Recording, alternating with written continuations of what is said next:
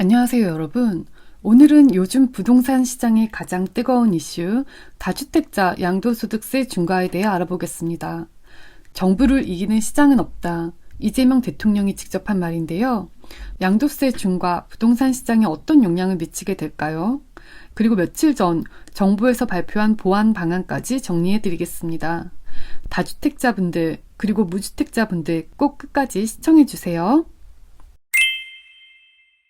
먼저 기본 개념부터 짚고 갈게요. 양도소득세란 부동산이나 주식 같은 자산을 팔아서 생긴 이익에 대해 내는 세금입니다. 예를 들어 6억에 산 아파트를 10억에 팔았다면 4억 원 차익에 대한 세금을 내는 거죠. 그런데 여기서 중과란 말 그대로 세금을 더 많이 부과하는 거예요. 집을 여러 채 가진 다주택자가 조정 대상 지역 안에 있는 주택을 팔 때 기본 세율에 추가로 세금이 붙는 제도입니다. 이 제도는 사실 역사가 꽤 오래됐는데요. 노무현 정부 때인 2003년에 처음 만들어졌습니다. 집값 상승을 기대하며 여러 채를 사두는 투기 수요를 잡겠다는 취지였습니다. 그런데 이 제도 2022년 5월부터 무려 3년 동안 시행이 유예됐습니다. 윤석열 정부가 세금 부담이 너무 과하다는 이유로 매년 1년씩 연장해온 겁니다. 그러다 이재명 대통령이 올해 1월 25일 더 이상 유예는 없다고 선언한 겁니다. 2026년 5월 9일로 유예가 끝나고 5월 10일부터 중과가 본격 적용됩니다. 지금부터 핵심입니다. 세금이 얼마나 늘어나는지 숫자로 보여드릴게요. 기본적으로 양도세는 차익에 따라 6%에서 45%의 세율이 적용됩니다. 여기에 중과가 붙으면 2주택자는 플러스 20%포인트, 3주택 이상이면 플러스 30%포인트가 추가됩니다. 지방소득세까지 합하면 3주택자 최고 실효세율이 무려 82.5%나 됩니다. 구체적인 사례를 볼게요.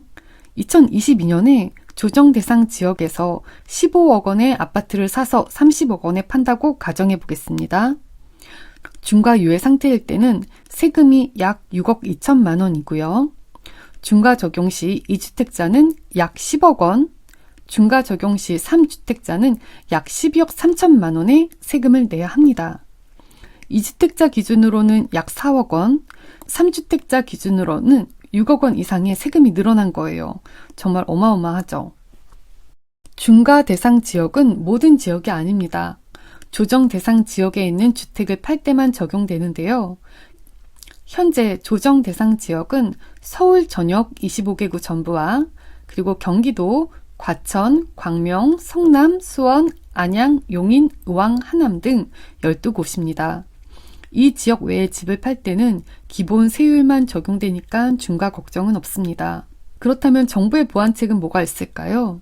2026년 2월 12일 정부에서 보완 방안에 대한 보도자료를 배포했습니다.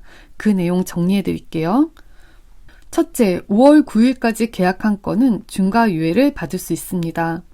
기존엔 잔금 기준이었는데 계약일 기준으로 바뀌어서 다주택자들에게 조금 더 시간이 생긴 셈입니다.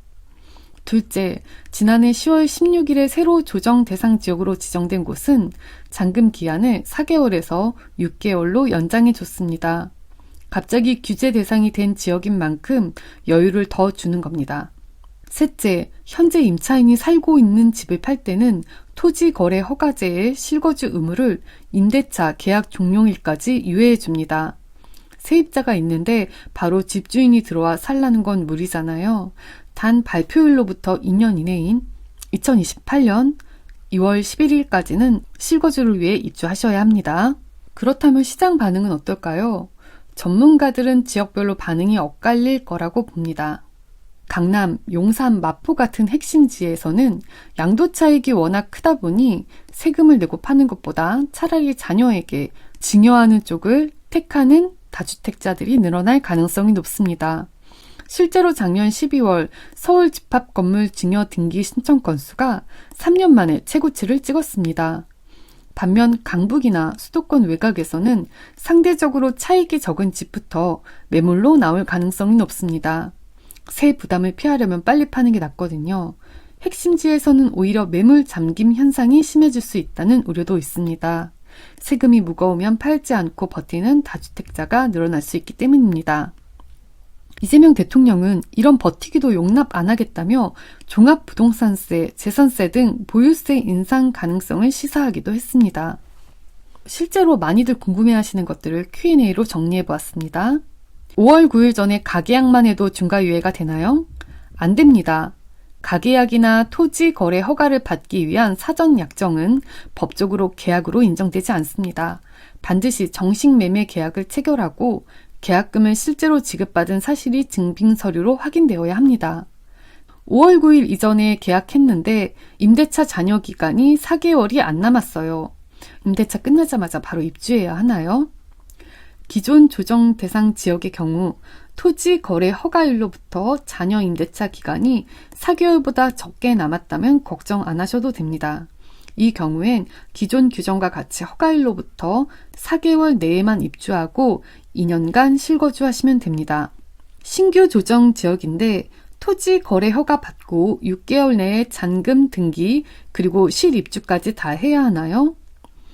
신규 지정 지역은 계약일로부터 6개월 내에 잔금 등기를 완료하면 되고 토지 거래 허가일로부터 6개월 내에 입주해서 2년간 실거주하면 됩니다. 관련 규정도 이에 맞게 개정될 예정이고요. 임대 중인 집을 팔 때 실거주 유예 받으려면 어떤 서류가 필요한가요? 전세 계약서 또는 임대차 계약서와 개인정보 동의서가 필요합니다. 매수인이 무주택자인지 어떤 기준으로 판단하나요? 허가 신청 시를 기준으로 합니다. 전입신고 의무 유예의 경우 대출 신청일을 기준으로 판단합니다. 1주택자가 임대 중인 집을 팔 때도 실거주 유예 혜택을 받을 수 있나요? 받을 수 없습니다. 이번 실거주 유예와 주담대 전입신고 기간 유예는 다주택자 양도세 중과 유예 종료에 따른 한시적 보완책이기 때문이고 매도인이 다주택자인 경우에만 적용됩니다. 1주택자는 해당 없습니다. 전세대출 끼고 무주택자가 집을 살 수 있나요? 전세대출 회수되는 거 아닌가요? 이 부분도 많이들 걱정하시는데요. 구입한 아파트에 세입자가 살고 있는 경우 해당 임대차 계약의 잔여 기간까지는 전세 대출이 회수되지 않습니다. 단 아파트 취득자의 전세 대출 만기와 세입자 임대차 계약 만기 중 먼저 도래하는 시점까지만 유예되니 이 점 꼭 확인해 주세요. 마지막으로 정리하자면 2026년 5월 10일부터 다주택자 양도세 중과가 본격 재시행됩니다. 조정 대상 지역 내 2주택자는 플러스 20%포인트, 3주택자는 플러스 30%포인트의 추가 세율에 장기 보유 특별 공제 혜택도 사라지기 때문에 세금 부담이 수억 원 늘어날 수 있습니다.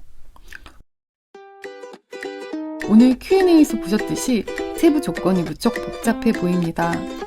다주택자분들은 세무사 상담을 받아보시는 것도 추천드립니다. 오늘 영상이 도움이 되셨다면 좋아요와 구독 부탁드립니다. 다음 영상에서 만나요.